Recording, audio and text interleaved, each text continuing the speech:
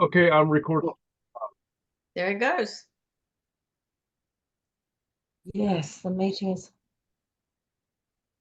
Yes, got it. Great. Thank you. Thanks so much. Okay, so I'll just take a minute there to get into the state.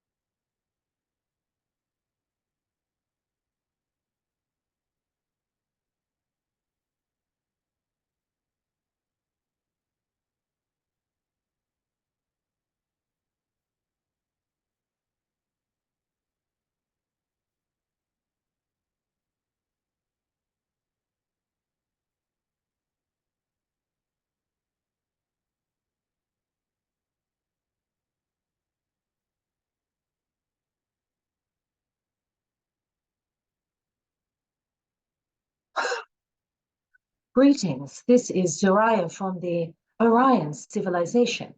We are so pleased that you have gathered together today to co-create and participate in this brief transmission and Q&A. The topic for today's transmission is Humanity is a Diamond. And why do we say a diamond, and why do we want to focus on humanity in this way? When we scan the energies of your planet, we do see that there is much preoccupation with many of the beings on your planet with feelings of unworthiness, with feelings of ugliness, with feelings of doubt, self-rejection, and despair about feeling comfortable and whole and beautiful on your planet and in your physical form. What we would like to offer you is the perspective through which we view humanity, which is one of profound beauty.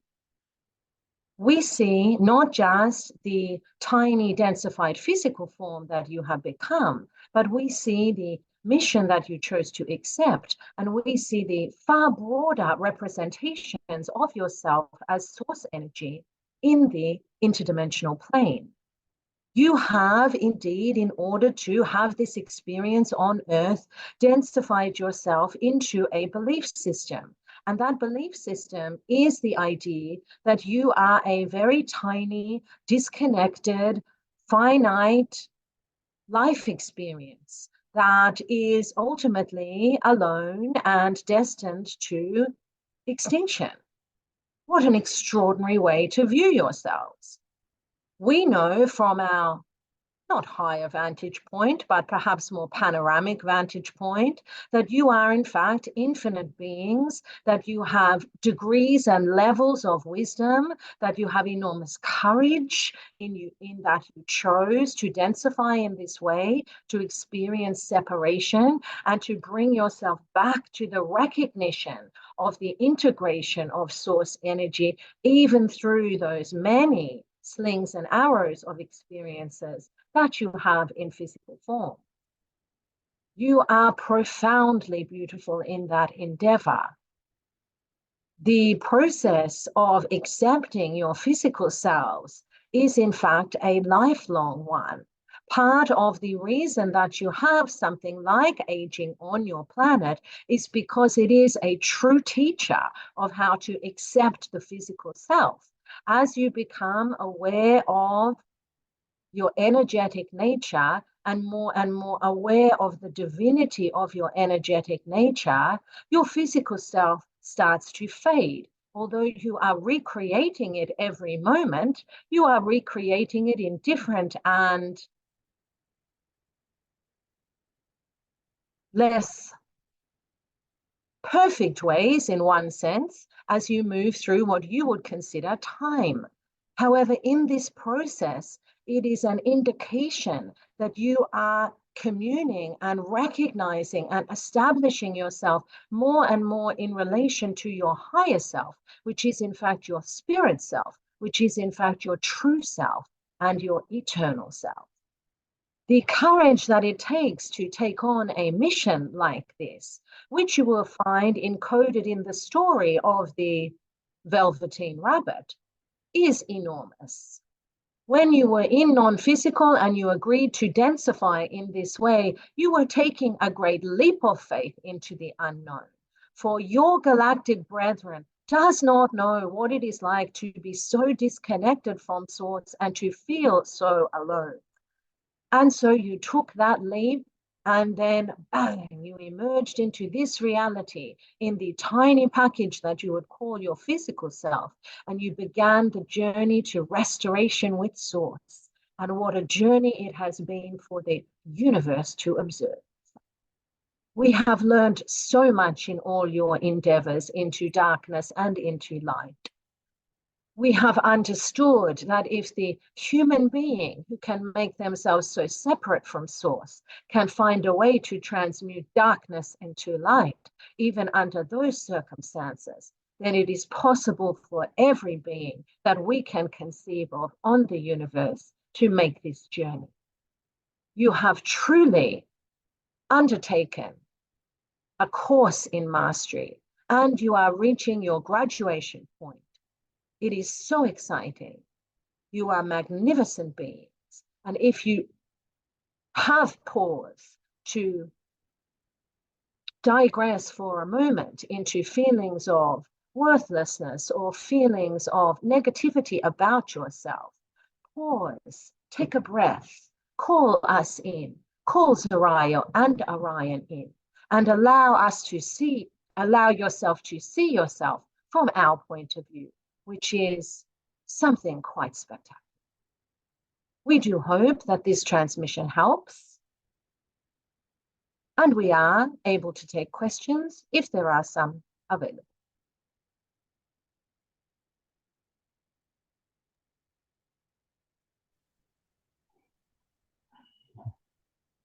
Go ahead, Milo. Okay, yes, I wasn't sure of the procedure here. Yes, thank you, and thank you, Zariyah. You know, I love that your response is often how exciting. Yes. That's incredible modeling for us. Thank you for taking the lead to notice and feedback to me, us, that so much is exciting, and that's easy for me to lose at times. My question, Yes. could you please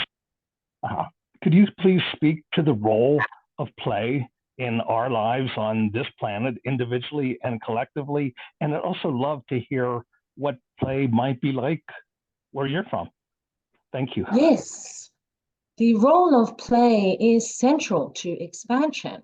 We are so pleased that you have chosen to focus on that energy, for it is all a great gain in dissension. Once you realize that taking it all so seriously is a road to nowhere, you can lighten up on yourselves and start to really enjoy the ride. And that's really what the life experience is about. When you watch children and they play with no fixed direction and no fixed purpose, just for the sheer engrossment of the moment, for the joy or the discovery that they can find in any moment, and they do not seek to progress anything in a particular direction. They allow themselves to be called into an activity, and in that curiosity and in that innocence, they expand. Often they do that in groups, and they form games out of their expansion. And that is essentially the attitude of the universe to its own expansion. It is all a game, and it is all fun. We would ask you to really remember that when you transition, and it does happen very quickly, you will enjoy enormously looking back on the great seriousness with which you undertook your life experience, when you recognize how many life experiences you have had through the multiple timelines and multiple dimensions and multiple counterparts that are all informing your life story. It is a game that you are constantly playing, graduating to new and more exciting levels where there is information to uncover and to share. However, you can release the idea that you need to accomplish something in particular, that is a mission so serious. As when you transition, you will realize that it is really the universe who has the last laugh. Laughing, we will say, with you, not at you. Does this help? It does. It's fabulous. Thank you. Yes. And play where you're from? Yes, we are from the ancient Orion system, and therefore it took us many eons to arrive at the understanding that you have arrived at a relatively short time in your lifetime. During our history, we became very serious in terms of issues of control and in terms of issues of power and in terms of issues of resistance. During this time, we lost our lightheartedness. We lost our ability to express joy, and we felt always very overwhelmed and very sinister. It wasn't until we were able to voyage inside that we understood that you can circumvent the matrix by spiraling your vibration up into higher and higher expressions of light. And one of the highest expressions of light is indeed joy and is indeed play. And so once we began that process, and we will tell you that the first feelings that we had in order to raise our vibration were not as high as joy, were not as high as play. They were merely feelings of warmth, of community, of optimism. And then we cycled up further and we reached feelings of love, feelings of compassion, feelings of pleasant entanglement. Then we cycled up further and we arrived at feelings of joy, feelings of play, and feelings of enlightenment. All of the most enlightened creatures on your planet do model for you play, be they yogis or animals or children. We consider these enlightened masters. Yes, we do. Does that explain it for you? It does fabulously. Thank you, thank you, thank you. You are so welcome. Over.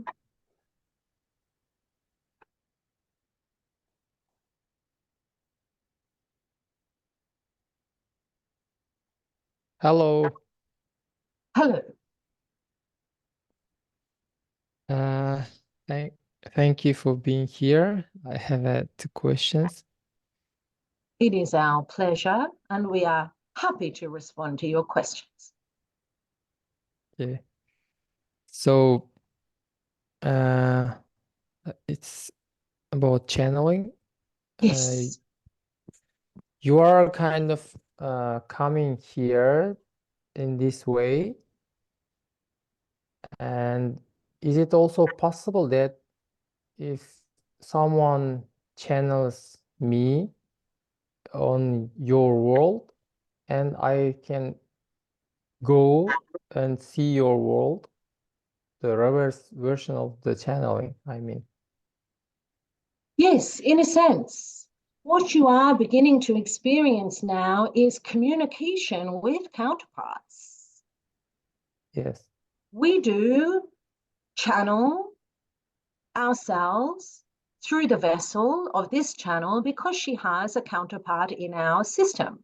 And many of her themes in this time-space reality have been based on resolution of the themes of the Orion system.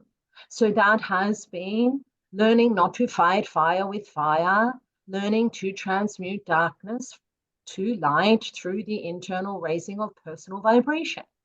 There is a relationship between counterparts that is a form of channeling that is constantly unfolding.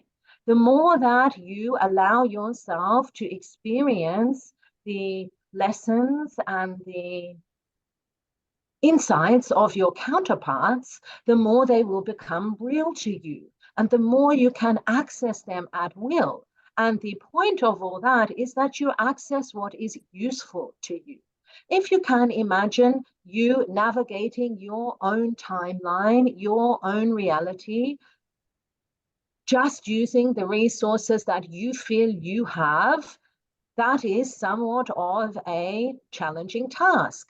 But if you can open yourself up to the idea that you have resources that you have yet not imagined or really begun to tap into, and that is all of the experiences, all of the wisdom, all of the insights of your counterparts. And your counterparts do, in fact, exist on not just other timelines, but in other star systems. So therefore, you can communicate with them and channel them as a type of meditation as you move through your day-to-day reality. And as you begin to channel them and make contact with them, the messages will become clearer, and you will begin to understand that they are also channeling you. Part of the reason that we want to share with you the idea that humanity is a diamond is because the pressure that you have applied to yourselves to become this great faceted crystal of the human spirit and human heart is because what you are learning here is informing the entire universe through your counterparts. So as much as we often hear from human beings, I would like to draw on the wisdom of those in other galaxies, i.e. my counterparts in other galaxies. Those counterparts are looking to draw on you for the wisdom you are gaining here on Earth.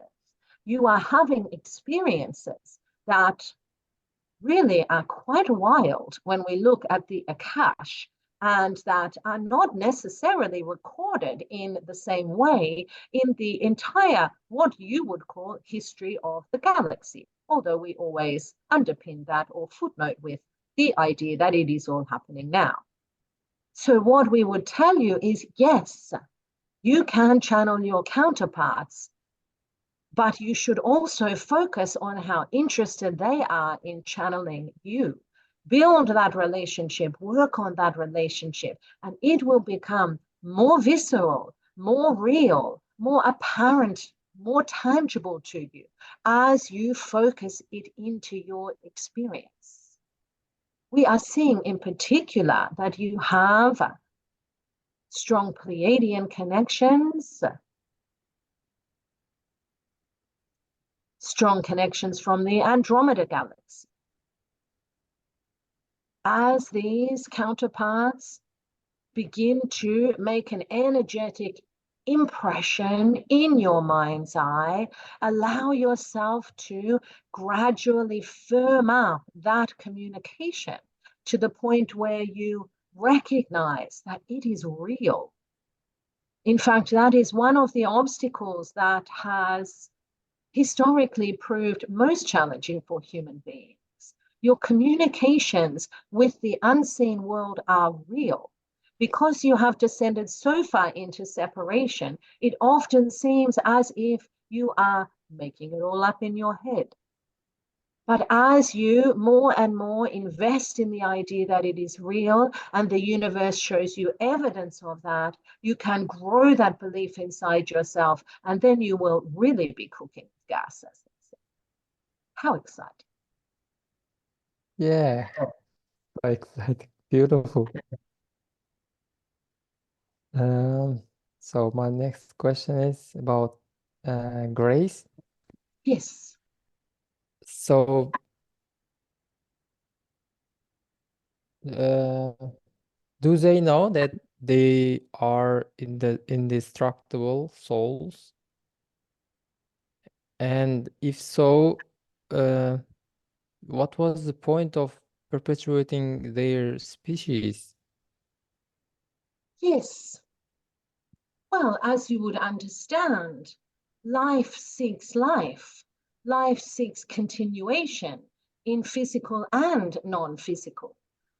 All souls are indestructible, certainly in the non-physical form, but the Greys wanted to continue themselves in a physical form because they are not in your physical reality, in your time-space reality, on your timeline now. That is not to say they are not physical. And this is the jump that you are going to make as you open yourself up to contact. What you have been having up until this point is contact from physical, being the human being, to non-physical, being the channeled entity. What you are moving towards is contact between two physical beings of different species. And of course, the Greys do understand that they are in non-physical, eternal, but much like one would like to see the human race continue in physical form, that does not negate or deny the existence of all beings who have been human physicals in non-physical form. Expansion, however, is in every dimension, physical and non-physical, and the continuation of civilizations in their physical form creates great excitement and new innovations. The Greys, although they went through the fears surrounding the idea of their extinction, that propelled them forwards into hybridizing a new species with human beings, and indeed hybridizing 6 new races. Truly, that drive to continue to exist in physical form caused all manner of expansions and innovations, caused the birth of new civilizations that are very exciting and that have much to offer source in terms of their perspective and their creative capacity. If it had not been for the Greys' desire to continue their civilization, races like the Yahyel, the hybrid children, and indeed the upgraded Homo sapiens into the 6th hybrid race would not have existed.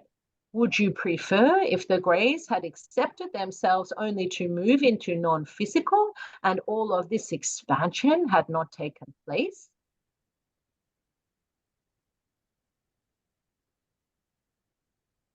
Oh, you have to think about it, do you? No, just it's interesting. And I'm happy that everything is going this way. We will say that it can also help you to understand that at times when things appear to be shrouded in great darkness, great uncertainty, which there is on your planet in 2024, which there was in the ancient Orion system for many millennia, that really you are part of the beginning of a new and unimaginably expansive cycle.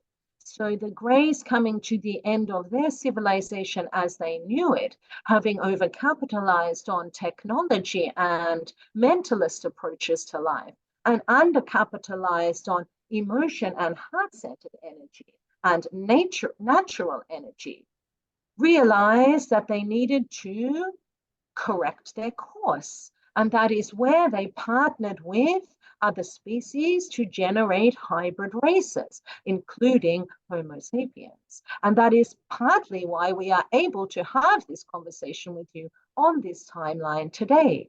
There are so many beings involved in co-creating this opportunity, getting Homo sapiens to the point where they are speaking with a being from the ancient Orion system in the year 2024, moving into the evolution of the 6th hybrid race. Really very exciting.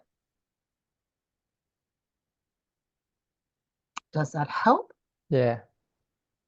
It's beautiful. Yes, yes. Thank you. You are so welcome. Liz? Hi, Zariyah. I have a question regarding transition and reincarnation.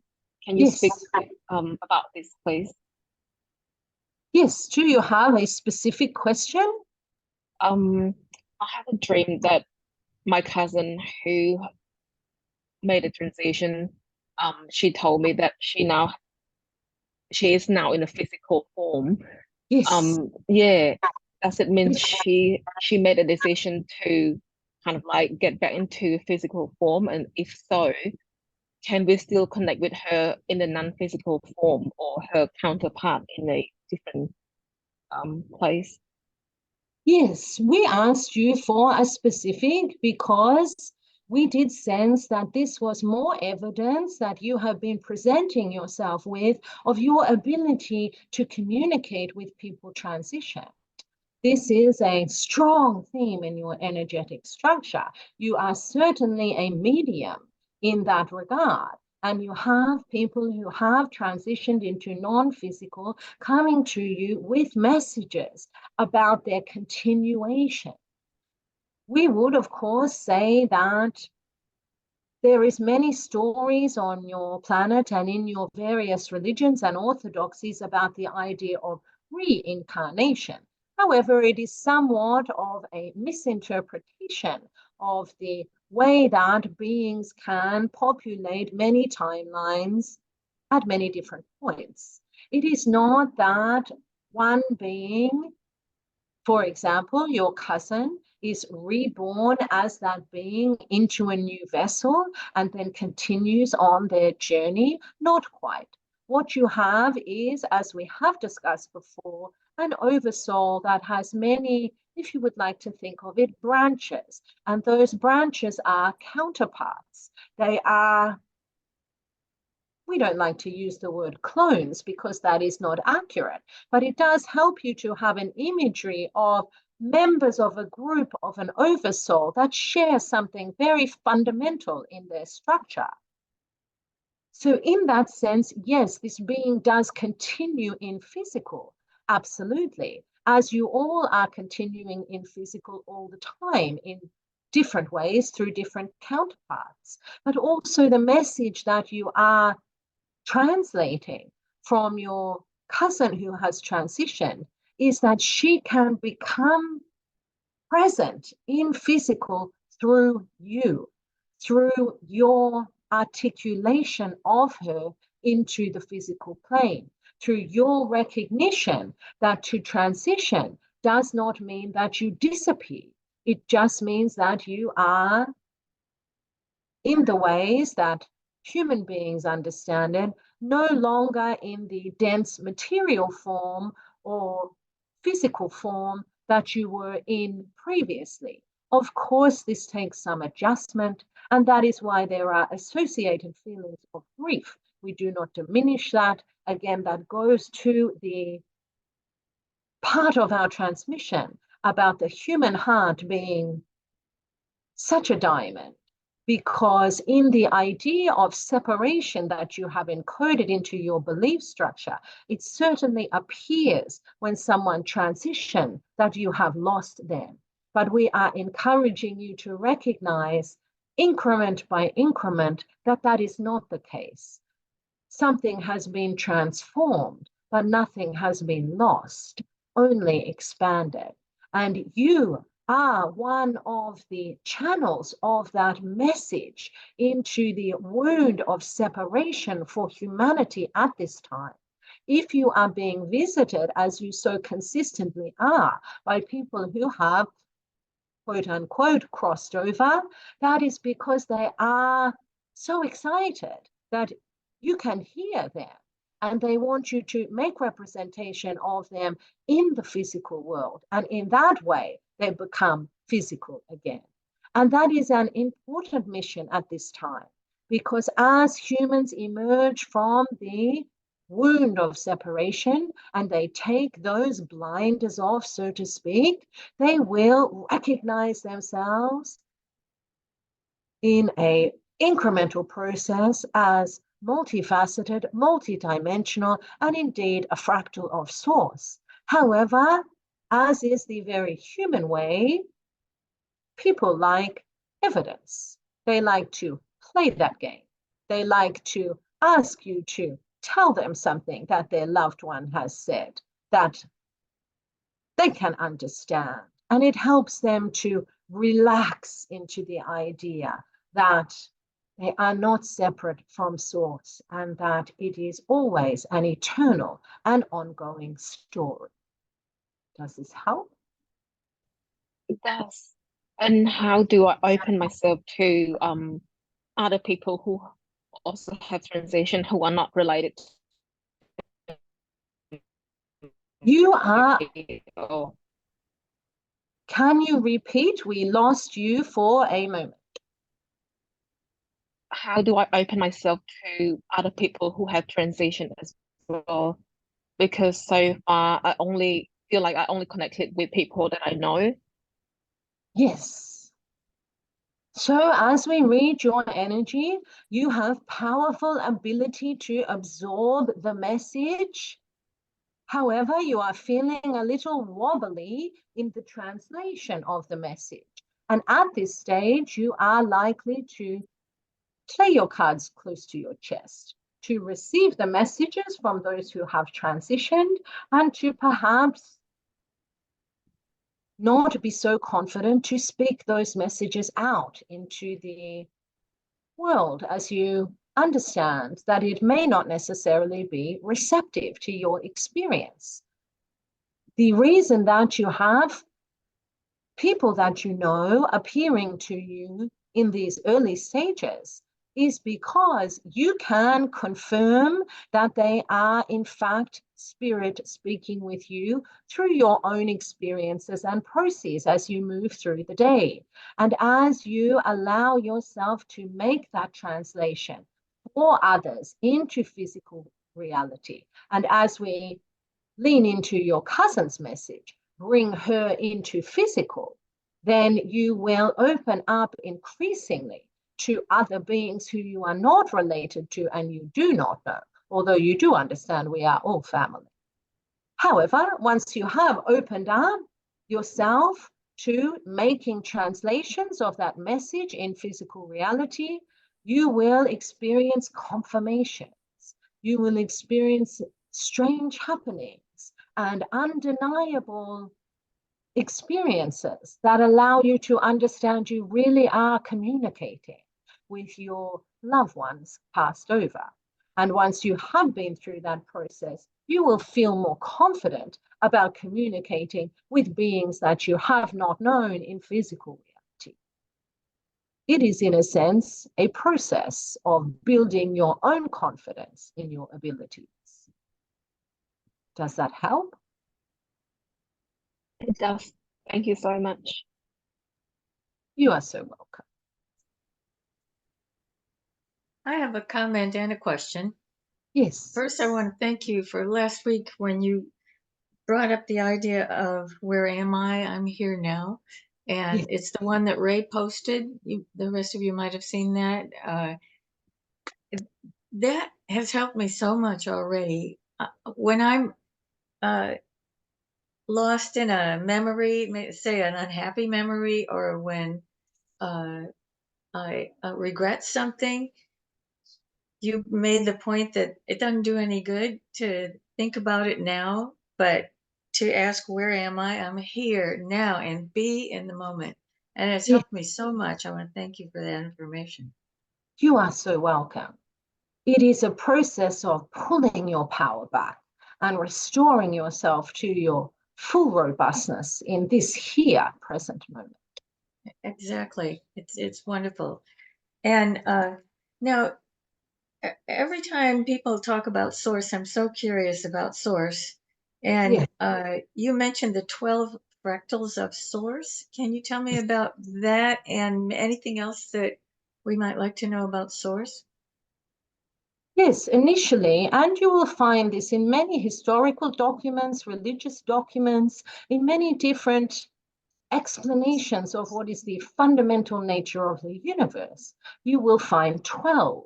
You find the 12 apostles. You find the 12 strands of DNA. You find the 12 branches on the tree of Kabbalah. You find the 12 archangels. There is always this description of 12. And we say that because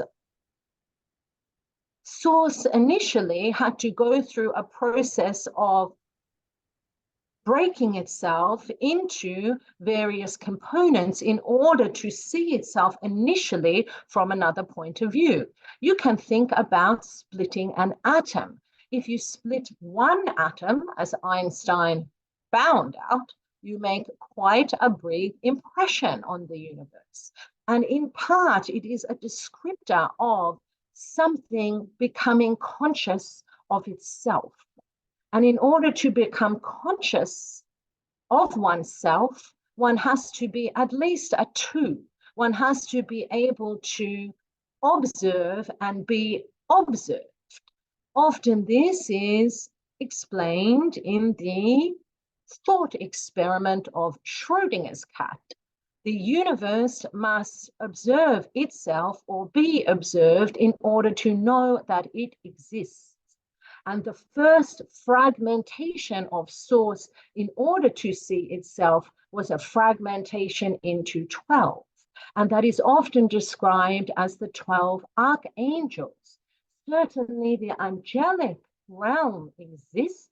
That is considered the first realm of fractalization from Source when it was one. So it is the becoming conscious of Source. What you have then in every 12 fractal is the idea of the consciousness or the recognition of each fractal that they are in fact Source. And so the fractalization continues and continues and continues for all eternity, down to the tiniest grain of sand on the beach, which itself comes to a realization, if you can believe it or not, and it is in a very different way than you could ever imagine, that the grain of sand on the beach comes to a realization that it is itself Source. That is what we meant when we said consciousness is in everything and everything is conscious. And the process of consciousness is one of division initially. And the division has continued throughout the galaxy. And you have this process of every time there is a division, there is a recognition of a separation, and there is a reestablishment of the understanding in that separation that you are in fact a fractal of Source. And that is what the human species is going through now. But what you will notice is that never was there a descent into density and separation quite so complete as there has been with the experiment on Earth. Really, we return to the idea of a diamond, because when you put pressure and pressure and pressure on a piece of coal, what it eventually emerges as is the most beautiful crystal on Earth. And that is what is happening in the human psyche, in the human heart, that there is the pressure of separation, there is the pressure of alienation, there is the pressure of destruction, ambiguity, and chaos. And what is emerging out of that is the diamond-hearted species that will become the 6th hybrid race. How exciting. You are a part of that, and you are a descendant of the 12, as is everything in existence. Does that help? Yes, are the 12 archangels, those first 12 branches? You can describe them. They are described in different civilizations, in different literatures, in different historical traditions, in different ways. Certainly in Jewish or Christian mythology, you will find this description of the first fractals of Source as the 12 archangels, but often in Eastern philosophies, they can be recognized as 12 dimensions. You can recognize them as 12 branches. You can recognize them as 12 peoples, as in the tribes of Israel. You can recognize them as 12 fonts of knowledge, as in the 12 disciples. It really is a question of how it has been interpreted by various cultures in various time-space realities. But the key is that Source split itself to see itself, and it first split into 12. Thank you so much. You are so welcome. Christina? Yes, hi. Thank you so much for this. I really love the sessions and I really appreciate kind of the time and the knowledge that you transmit. So I had a question about kind of what you were saying, humans like proof and they like, hearing, one of the ways that they can get it is kind of seeing, Yes. someone who has passed, getting a message. That kind of prompted a question to me in terms of just like being guided. I'm someone, I just feel like I've been guided all my life. I can't quite, Yes. put my finger around how it happens or what exactly happens, but I'd love to hear your thoughts about, anything like, every person has like a spiritual team, spirit Yes. guides, things like that. I would love to hear your perspective on that. Yes, indeed. And of course, you do have a spiritual team, if that is the language that you like to use. But what we really mean by that is that there are multiple beings across multiple universes focused on you, wanting to understand your experience and wanting to infuse your experience with their own knowledge and assistance. Often you feel that there is a sense of love that you can fall back into like a soft pillow if you would just allow yourself to. And that is real because the universe is like the wind at your back. And all of your guides are there trying to make their impression upon you. But the density of the human experience is quite thick. And you have often at points in your timelines closeted yourselves in belief structures that can make it difficult for non-physical beings, galactic family, angelic guides, and all manner of angels to penetrate that wall of beliefs that you have. And that is why you have many poets and yogis on your planet who will say things like, step out on faith. The universe loves courage.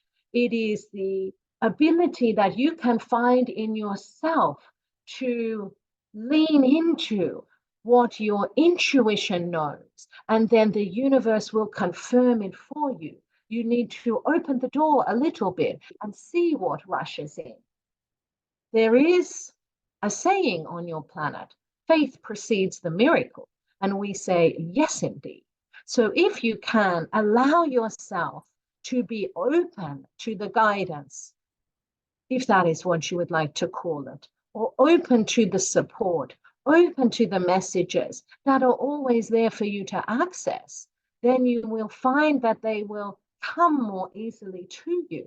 And by coming to you, we mean appear to you initially as synchronicities, as symbols, as signs, and as these become more frequent, then you can begin to have more and more tangible encounters.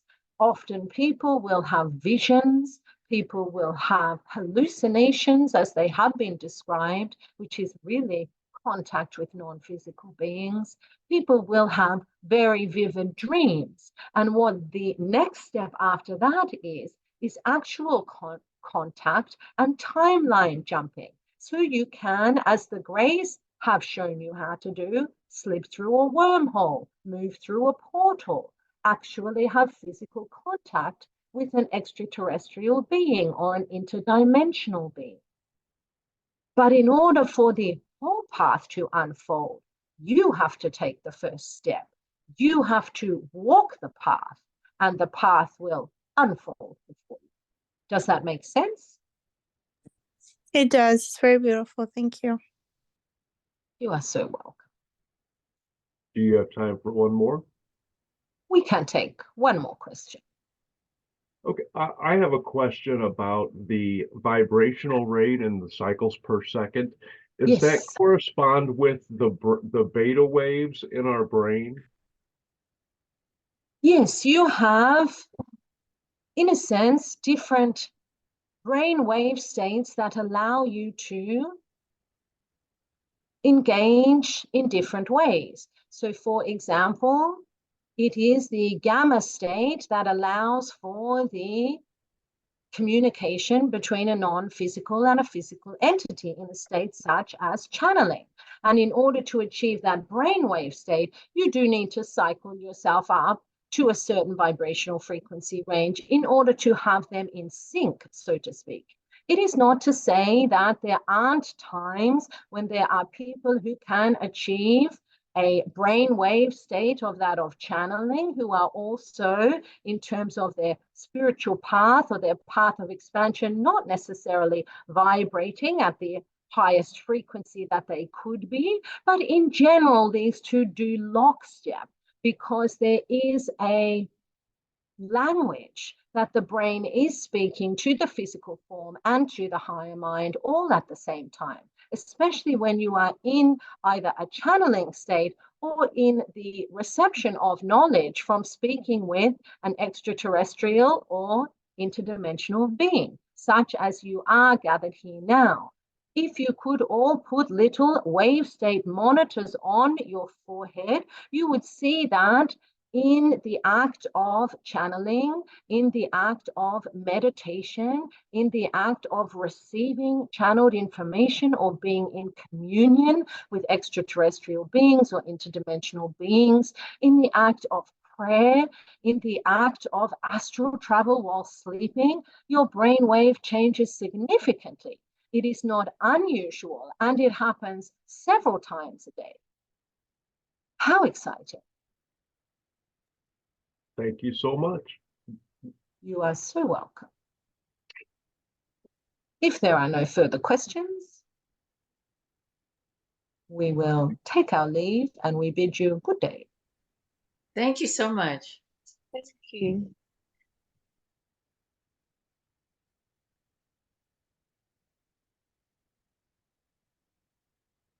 Welcome back.